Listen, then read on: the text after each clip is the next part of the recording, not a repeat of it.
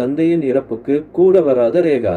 1980களில் இந்திய சினிமாவில் கொடிகட்டி பறத்தவர். தெலுங்கில் இந்தி குண்டு என்ற படத்தில் குழந்தை நட்சத்திரமாக ஆரம்பித்து இந்தியில் கதாநாயகியாக நடிக்க தொடங்கினார். இந்தியா முழுவதும் உள்ள பல முன்னணி நடிகர்களுடன் ஜோடி சேர்ந்து நடித்துள்ளார்.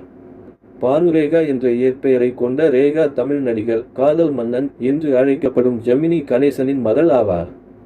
ஜெமினி கணேசன் தனது 20வது வயதில் அலமேலு என்பவரை திருமணம் செய்தார். அதன் பிறகு அவருக்கு புஷ்பவல்லி என்பவருடன் காதல் ஏற்பட்டு திருமணம் செய்தார். இந்த தம்பதிக்கு பிறந்தவர் தான் ரேகா. ரேகாவை தன் மகளாக ஜெமினி கணேசன் ஏற்றுக்கொள்ளவில்லை என கூறப்படுகிறது. ரேகாவும் தந்தையிடம் தொடர்பு இல்லாமலேயே வளர்ந்து விட்டார். கடந்த 2005இல் ஜெமினி கணேசன் தனது 84வது வயதில் மரணமடைந்தார். அவரின் இறுதி அஞ்சலிக்கு கூட ரேகா நேரில் வரவில்லை. அந்தளவிற்கு தந்தை மீது ரேகாவுக்கு என்ன கோபம் என அப்போதைய ஊடகங்கள், பத்திரிகைகளில் இது பேசுபொருளானது.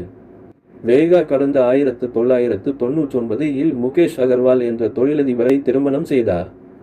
இவர் அதே ஆண்டில் தற்கொலை செய்து கொண்டார். கணவரின் இழப்பிற்கு பிறகு ரேகா வேறு திருமணம் செய்து கொள்ளாமல் இருக்கிறார்.